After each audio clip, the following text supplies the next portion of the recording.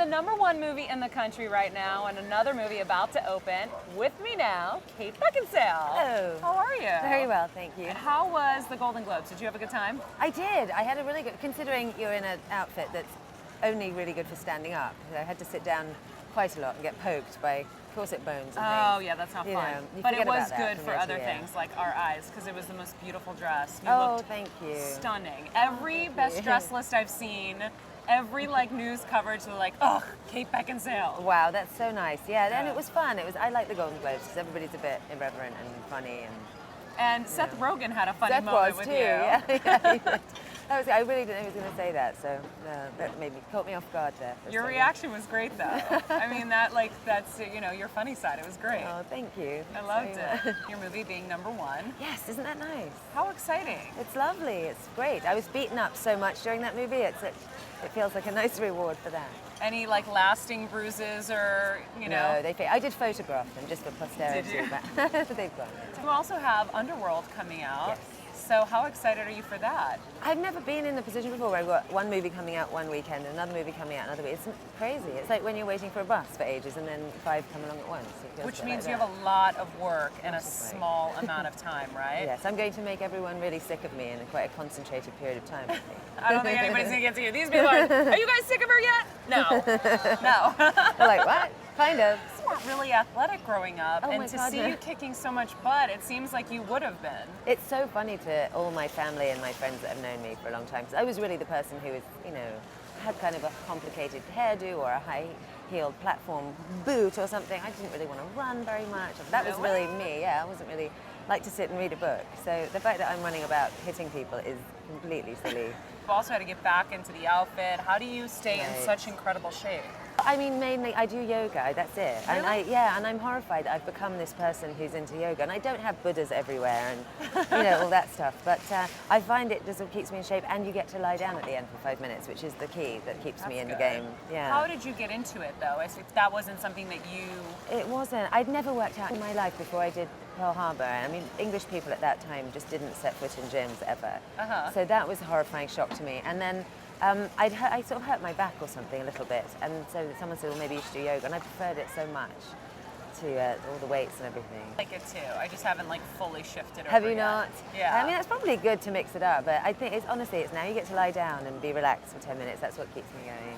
I love it. So now the stunts this time around are bigger. They are. And were you afraid for yourself at any point? Yes, I'm always afraid. I mean, I'm afraid for myself right now. I'm going to fall off the balcony. I'm Really? really not that person. So, yeah. So I'm very glad I've got this brilliant team, stunt team, who teach me and make sure that I don't die. So I'm quite clumsy. I'd forget to clip myself in, if Oh it was down to me. my So. God. You're making me nervous just thinking about it. Yeah, they were quite intense. And there was a lot of fighting, a lot of fight sequences and stuff, which take a minute to learn. So, but it's intense this time. Do you enjoy it though? Is it fun for you to do those fight scenes? It is. I really do worry about it, because I get that feeling like I'm this English person who really has no business being here and I shouldn't do it. And then once it's done, then I feel like, oh good, but I'm so worried I'm going to be the person that messes everything up, usually. But it's come out okay. And your daughter, does she like the Underworld movies? Has she been able to watch any of them Well, yet? there are rated movies, and she's almost 13, and a lot of her friends are watching R-rated movies, but she's got a kind of a horror of blood and gore, so she won't watch them. So one day I'll do a movie that she can watch.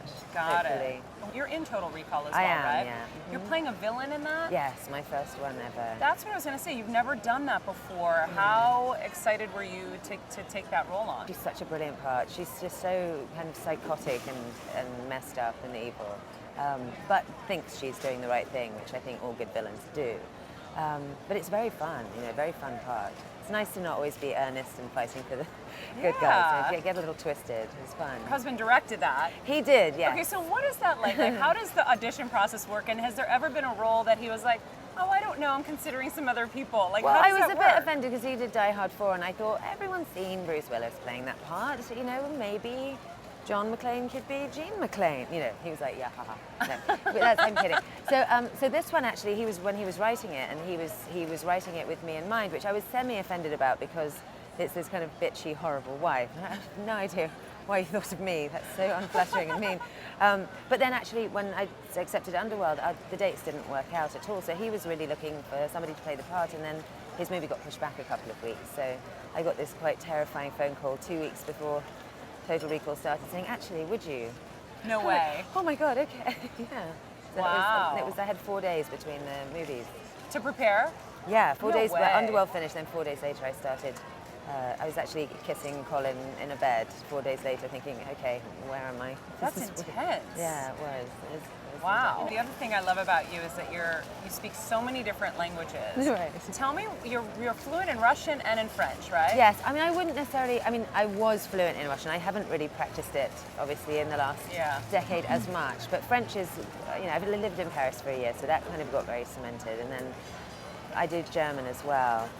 And then I find I can understand and speak Italian because of the French. So I'm quite useful in Europe. I'm not great in Asia or anything like that, but Europe I'm quite good. My husband calls me C-3PO. See what? C-3PO? What's that? From Star Wars, because he can communicate with everybody.